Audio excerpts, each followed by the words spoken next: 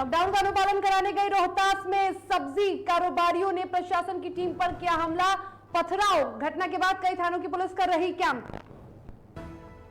Corona संक्रमण से बचाव को लेकर जारी लॉकडाउन के बाद भी कई जिलों में नहीं दिख रहा असर, क्या प्रशासन की है लापरवाही? राजीव प्रताप रूढ़ी की सफाई पर पप्पू यादव ने फिर किया पलटवार, कहा हम देंगे एम्बुलेंस ड्राइवर, लेकिन शर्म हो तो सरकार और सांसद दे वेतन। देश में कोरोना ने मचाया हाहाकार, पिछले 24 घंटे में मिले 4 लाख से अधिक नए एक्टिव केस, बिहार में भी चिंताजनक स्थिति।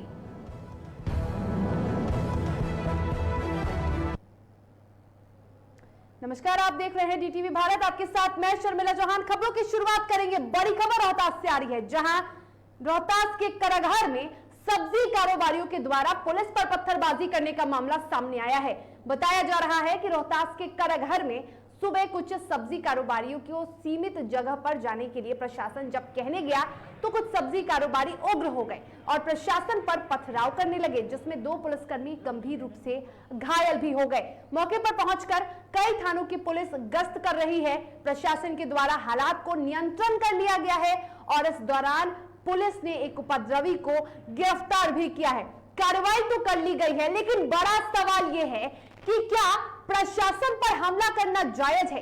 क्या नियम का पालन करवाना नाजायज है? क्या लोगों की लापरवाही करना जायज है? जिस तरह से लगातार लोग लापरवाही कर रहे हैं, संक्रमण को रोकथाम को लेकर प्रशासन नियमों के पालन की अपील करती है, लगातार ये अपील कर रही है, सरकार भी अपील कर रही है, प्रशासन भी लगातार लोगों से यही कह रहा है कि नियमों का पालन करें। और ऐसे में तस्वीर आपको रोहतास की दिखा रहे, देख सकते हैं कैसे उग्र लोगों ने पुलिस पर पत्थरबाजी की, पुलिस पर हमला किया और ऐसे में कई पुलिस वालों को चोट लगी है, जिसमें 2 पुलिस वाले गंभीर रूप से घायल हैं।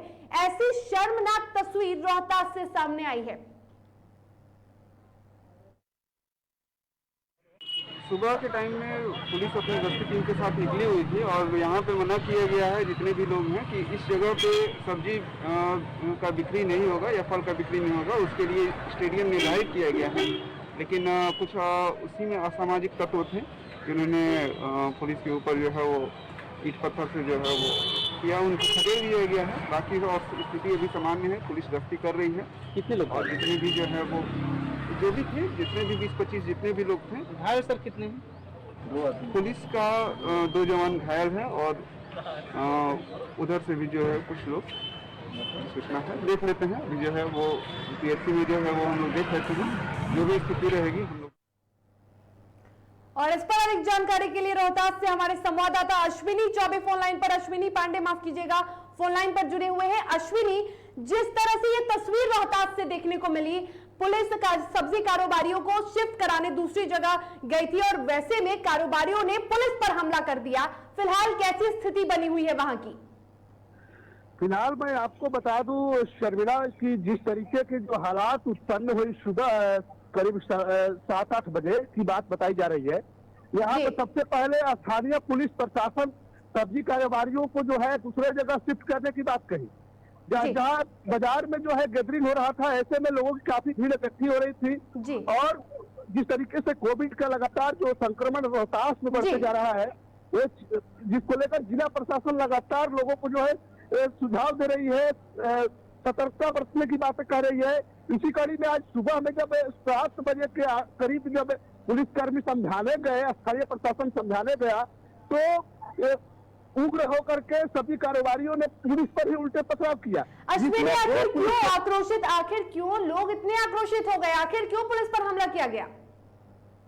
हालांकि इस मामले में अगर बात की जाए तो कहीं न कहीं पुलिस पर पथराव करने की जो बातें सामने आ रही है, उसमें सब्जी कारोबारियों की अगर बात करें तो सूत्रों से पता चला कि सब्जी कारोबारियों का कहना है कि हम लोग से जिस तरीके से कारोबार चलता था, उस कारोबार में जो है बढ़िया से नहीं चल पा रहा है। ऐसे में जो है जो सुबह 7 बजे से लेकर 11 बजे की जो टाइमिंग दी गई है, उसमें जो है वो अपना कारोबार चलाकर 2 दिन की रोटी चलाने की बात कर रही है।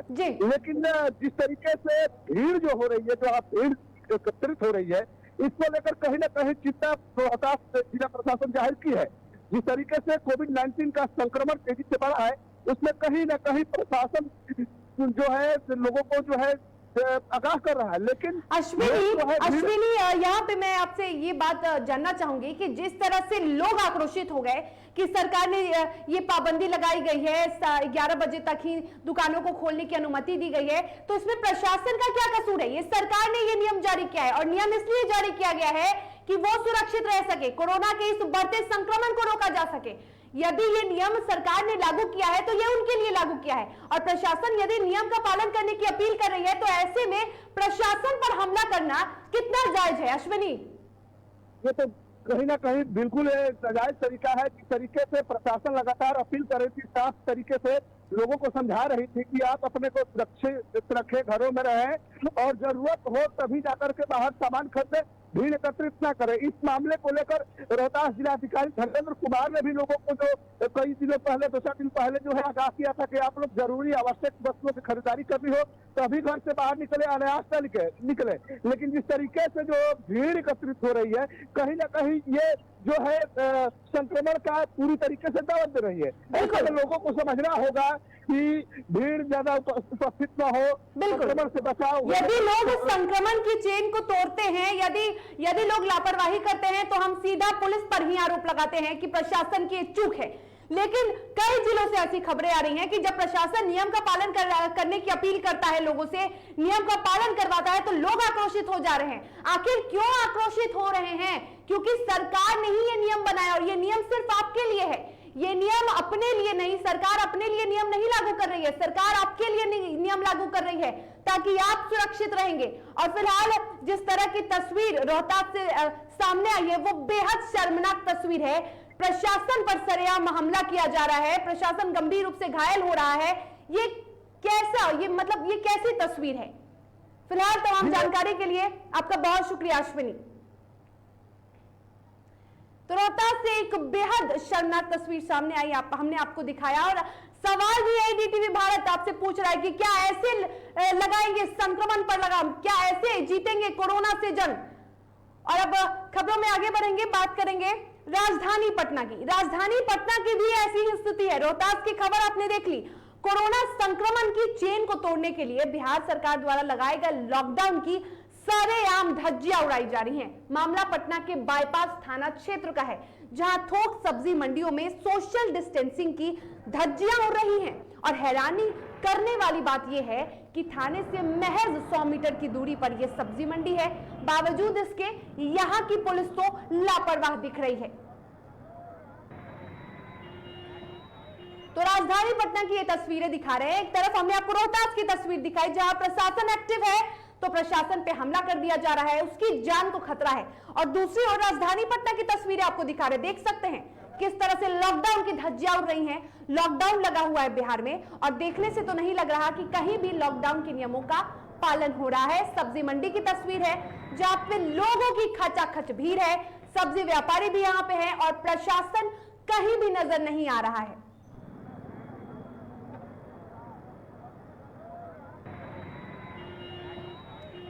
राजधानी पटना की ये तस्वीर, क्या ऐसे जीतेंगे कोरोना से? क्या ऐसे लगाएंगे कोरोना पर लगाम?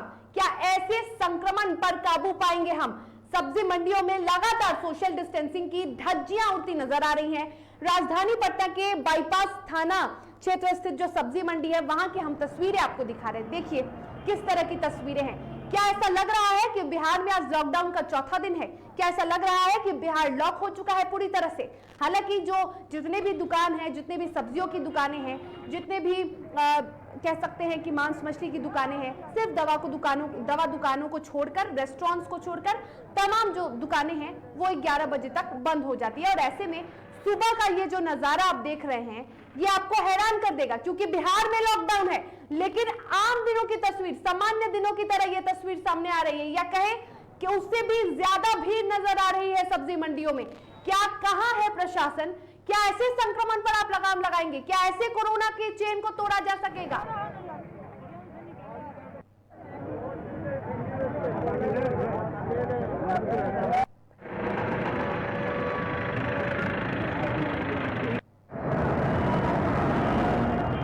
थाने से मैं 100 मीटर की दूरी पर सब्जी मंडी की ये तस्वीर लगातार हम आपको दिखा रहे हैं। क्या ऐसे जीतेंगे कोरोना से जंग? क्या ऐसे लगाएंगे संक्रमण पर लगाम?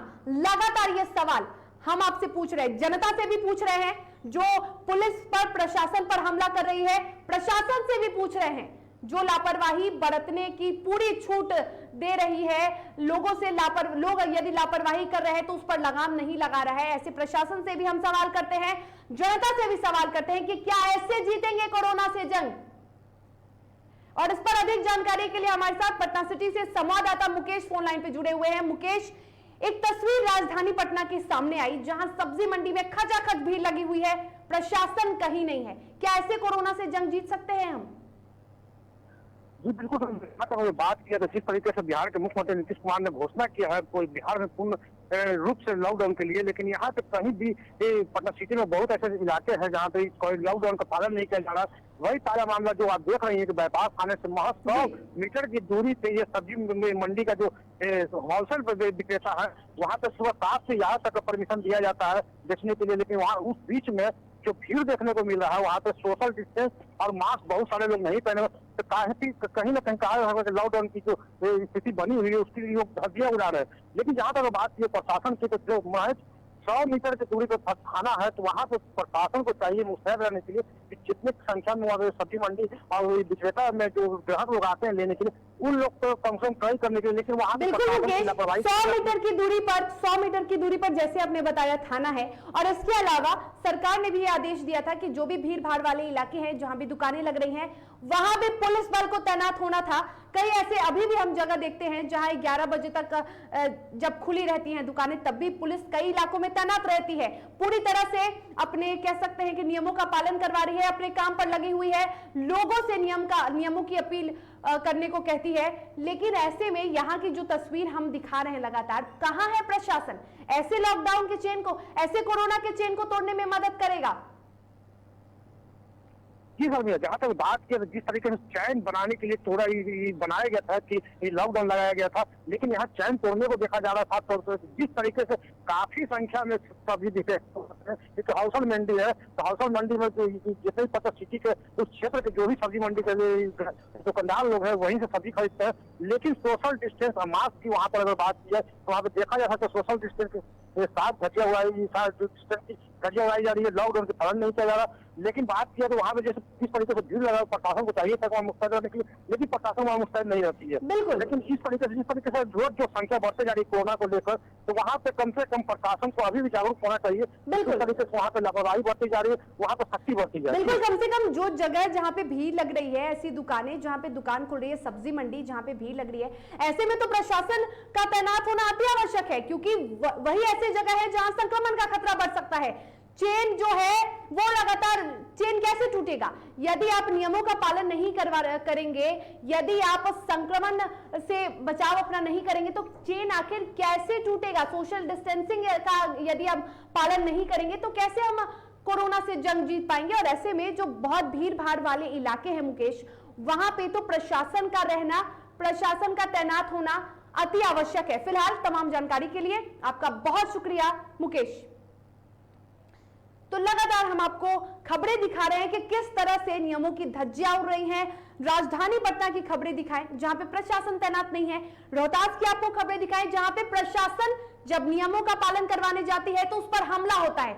और अब सीतामढ़ी की तस्वीरें हम आपको दिखा रहे हैं। सीतामढ़ी, अन्य राज्यों से सीतामढ़ी आ रही ट्रेनों से उतरने वाले प्रवासियों की कोरोना जांच में बद इंतजामी भारी पड़ रही है और लगातार अव्यवस्थाओं के बावजूद रेल प्रशासन और जिला प्रशासन सचेत नहीं हो रहा है। तस्वीरों में आप साफ देख सकते हैं कि बड़ी तादाद में रेल यात्री बिना कोविड जांच के भाग रहे हैं।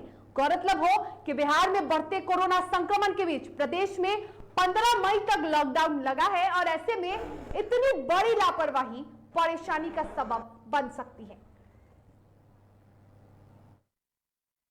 मुझे लगता है अभी जो ट्रेन आ रही है तो ये पहले से ही लगभग हम लोग का 1 महीने के लगभग ये चल रहा है। इसमें वहाँ से जो श्रमिक आते हैं खास करके महाराष्ट्र, तो उनकी हम लोग यहाँ पर जांच करवाते हैं और जांच करवाने के बाद ही उनको जो है अगर सिम्टम्स तो उसको हम लोग जो है हॉस्पिटल में शिफ्ट करवाते हैं जो हम लोग का हॉस्पिटल है, और अगर वो सिम्टोमेटिक है तो उनको होम आइसोलेशन में हम लोग सलाह दे करके और एक तरफ अच्छी खबर बक्सर के डुमराव की हम आपको बताते हैं, जहां नगर परिषद ने नगर के राज हाई स्कूल में सामुदायिक रसोई की शुरुआत की है, जिससे लॉकडाउन के दौरान गरीबों का पेट भरा जा सके। उनके लिए सुबह शाम मुफ्त में भोजन की व्यवस्था की गई है। नगर के कार्यपालक पदाधिकारी मनोज कुमार ने बताया कि यहां दोपहर में भोजन करने वालों की संख्या करीब 100 के आसपास रहती है, जबकि शाम में ये संख्या 80 के लगभग रह जाती है। आपको बता दें कि 15 मई तक जरूरतमंद लोगों को सुबह शाम निर्धारित समय पर भोजन उपलब्ध कराया जाएगा। केंद्र में बिजली, पानी, सैनिटाइजर आदि की पर्याप्त व्यवस्था भी की गई है और विधि व्यवस्था बनाए रखने के लिए तमाम जो सामुदायिक केंद्र बना है उस सामुदायिक केंद्र पर वरीय अधिकारियों की प्रतिनियुक्ति भी की जाएगी।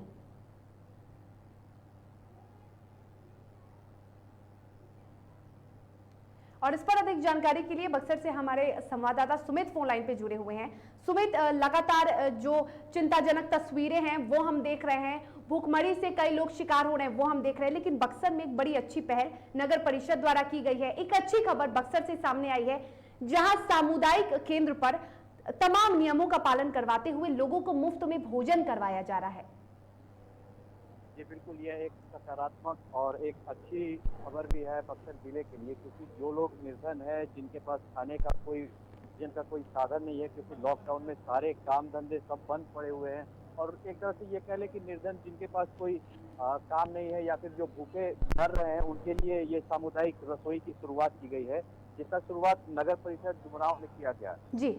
जब हमने कार्यपालक पदाधिकारी मनोज कुमार से बात की तो उन्होंने कहा कि 15 मई तक इसका संचालन किया जाएगा तथा 2 शिफ्ट में लोगों को भोजन मुहैया कराया जाएगा। सुबह में 11 बजे और शाम को 7 बजे से यहाँ खिलाने का लोगों को खिलाने का कार्य प्रारंभ किया जाएगा जी।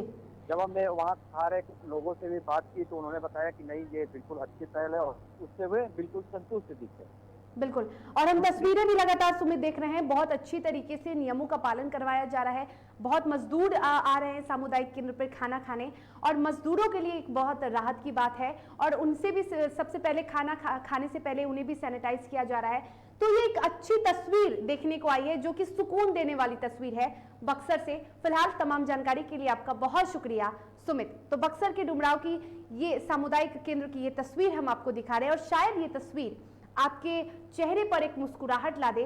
तमाम नियमों का पालन करवाते हुए सामुदायिक केंद्र पर लोगों को मुफ्त में 2 समय का भोजन करवाया जा रहा है, सुबह और शाम। जितने भी जरूरतमंद लोग हैं, जितने भी गरीब लोग हैं, जितने भी मजदूर हैं, वो यहाँ आ सकते हैं, खाना खा सकते हैं। लगातार लोग भी आ रहे हैं। खाने की क्वालिटी आप देखिए कितने अच्छे से, पूरी, सब्जी, सलाद, और जो महिलाएं हैं वो भी तमाम नियमों का पालन करते हुए सफाई से खानों को पका रही हैं। तो ये एक बहुत अच्छी पहल नगर परिषद डुमराव द्वारा सामुदायिक रसोई खोलकर किया गया है।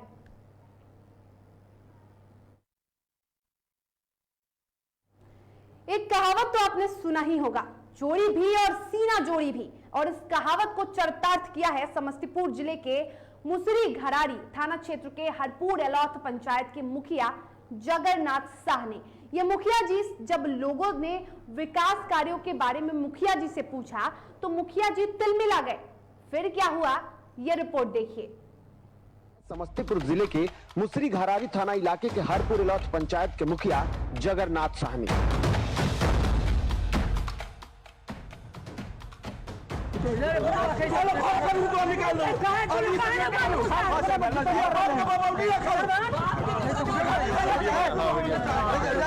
दरअसल हरपुर जिले के एलौथ पंचायत के वार्ड नंबर 9 में मुख्यमंत्री नीतीश कुमार की महत्वाकांक्षी मिशन नल जल योजना की कुछ समस्या को लेकर ग्रामीणों ने मुखिया जगन्नाथ शाह को बुलाया और समस्या के निदान के लिए बात की। जब एक युवक ने मुखिया जी से कई सारे सवाल एक साथ दाग दिए तो मुखिया जी तिलमिला गए और अपना आपा खोते हुए युवक पर कुदाल लेकर दौड़ पड़े और काट देने की बात करते हुए सरकारी योजना को ही युवक का बपौती बता दिया।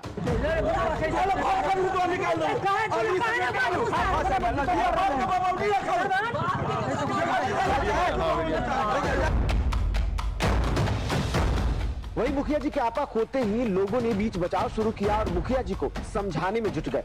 वही इस पूरे वारदात को किसी व्यक्ति ने अपने मोबाइल में रिकॉर्ड कर लिया, जो अब तेजी से वायरल हो रहा है। ऐसे में सबसे बड़ा सवाल उठता है कि जिस मुखिया के ऊपर अपने पंचायत के लोगों की सुरक्षा की जिम्मेदारी और सुविधाओं का ख्याल रखने का अधिकार है, भला वह इस तरीके की हरकत करेगा तो फिर कैसे भरोसा किया जा सकता है कि अपना महत्वपूर्ण एक एक वोट देकर इन पर भरोसा करेंगे। हालांकि जो भी हो, अब ये देखने वाली बात होगी कि क्या इस मुखिया जी पर कार्रवाई होती है या इस घटना को ठंडे बस्ते में डाल दिया जाता है। डीटीवी भारत के लिए समस्तीपुर से सुनील की रिपोर्ट। कोरोना संक्रमण की भयावह स्थिति के बीच भारत निर्वाचन आयोग ने बिहार विधानसभा की तारापुर सीट के लिए होने वाला उपचुनाव टाल दिया है। इसका सीधा असर विधानमंडल की 24 सीटों के लिए होने वाले चुनाव पर भी पड़ सकता है। ऐसा हुआ तो कई राजनीतिक दिग्गजों के भविष्य पर इसका असर पड़ेगा और फिलहाल वो सदन से बाहर हो जाएंगे। स्थानीय प्राधिकार कोटे की 24 सीटों पर कार्यकाल कुछ ही दिनों में खत्म हो रहा है, जबकि तारापुर विधानसभा सीट से पूर्व मंत्री मेवालाल चौधरी के कोरोना संक्रमण से निधन के कारण तारापुर विधानसभा की सीट खाली हो गई थी।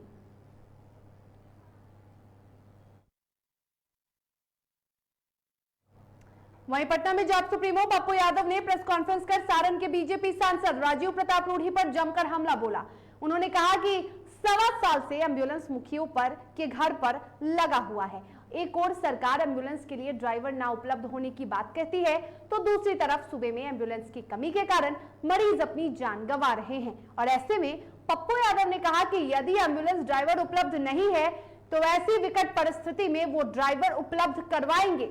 वहीं जाप अध्यक्ष ने राजीव प्रताप रूढ़ी पर और स्वास्थ्य मंत्री पर हमला बोलते हुए उन्हें पद से इस्तीफे की मांग कर डाली।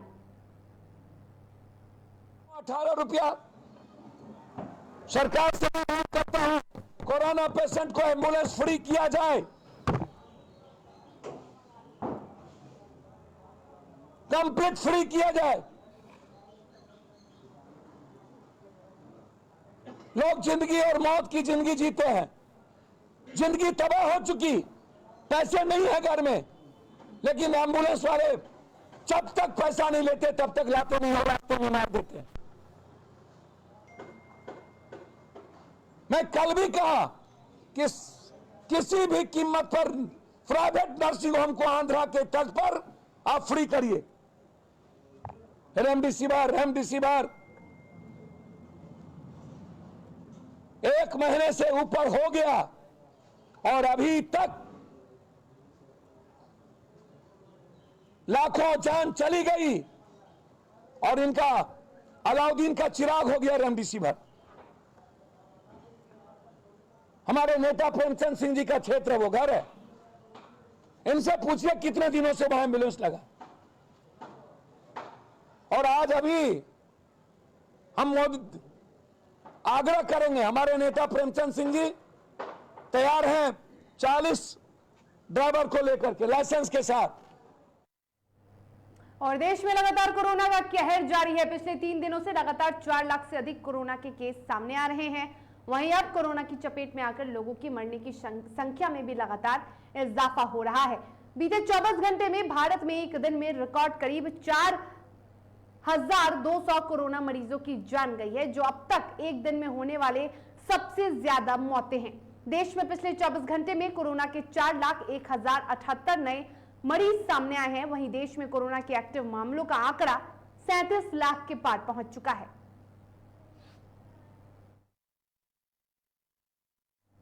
बिहार में पिछले 24 घंटे के दौरान कोरोना वायरस संक्रमण के मामलों में कमी दर्ज की गई है और एक दिन में 13,466 लोगों में कोरोना की पुष्टि हुई है। वहीं इस अवधि के दौरान 62 लोगों की मौत हुई है। सबसे अधिक पटना जिले में 2,410 कोरोना के मरीजों की पुष्टि हुई है, जबकि बेगूसराय में 488, भागलपुर में 512, गया में 517, मुजफ्फरपुर में 630, नालंदा में 548, मुंगेर में 603, वैशाली में 509, वेस्ट चंपारण में 537, सिवान में 425, सारण में 509, पूर्णिया में 459 और समस्तीपुर में 378 मरीजों में कोरोना की पुष्टि हुई है। बिहार में अब एक्टिव मरीजों की संख्या बढ़कर 1,15,066 हो चुकी है। अच्छी बात यह है कि राज्य में रिकवरी दर में 1% का इजाफा हुआ है और रिकवरी रेट बढ़कर 79.16% हो चुकी है।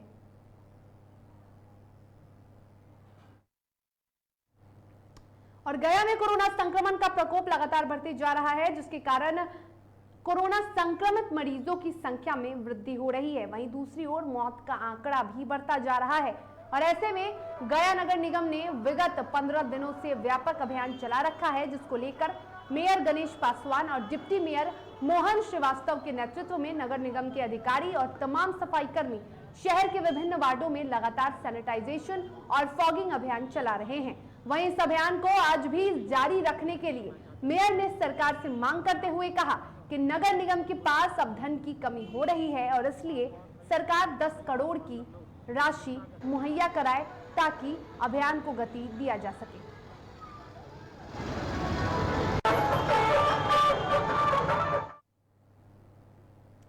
और बिहार में कोरोना संक्रमण तेजी से फैल रहा है। कोरोना के कहर को देखते हुए कई ट्रेनों को रद्द कर दिया गया है और ऐसे में राजधानी पटना से घरेलू विमान को भी कैंसिल किया गया है। दिल्ली और हैदराबाद के लिए विमान को कैंसिल कर दिया गया है। पटना एयरपोर्ट का जायजा लिया संवाददाता उत्कर्ष ने। कोरोना का संक्रमण थमने का नाम नहीं ले रहा है। बीते दिन की बात करें तो करीब 13,000 से ज़्यादा नए केस सामने आए हैं, वहीं 80 लोगों से ज़्यादा मृत्यु हो गई है। अभी हम मौजूद हैं पटना के अंतर्राष्ट्रीय एयरपोर्ट पे, जो है इंदिरा गांधी इंटरनेशनल एयरपोर्ट। आपको बता दें कि माफ़ करें, जो जयप्रकाश नारायण इंटरनेशनल एयरपोर्ट, आपको बता दें कि जो कोरोना का संक्रमण है, ऐसे में जो लोग हैं जो बाहर से आ रहे हैं या जा रहे हैं उसमें कमी आ गई है।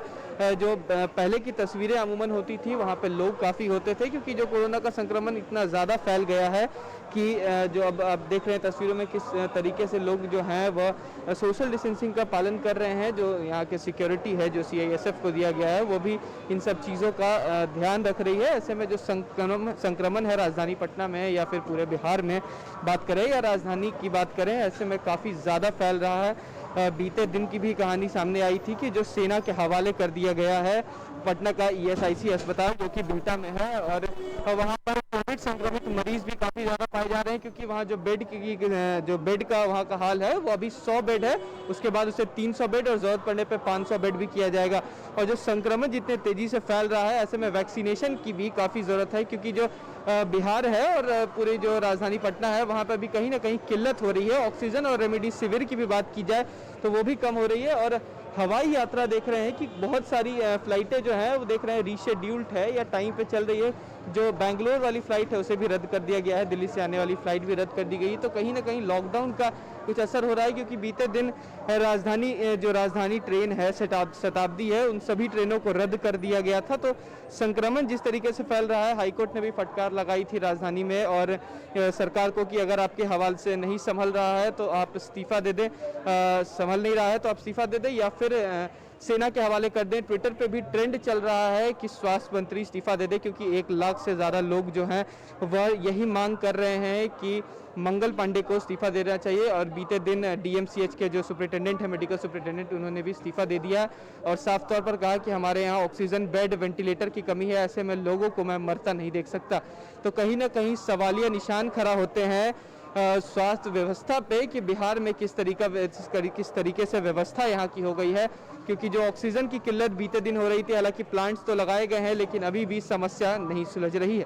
कैमरा पर्सन अमित के साथ मैं उत्कर्ष, DTV भारत, पटना।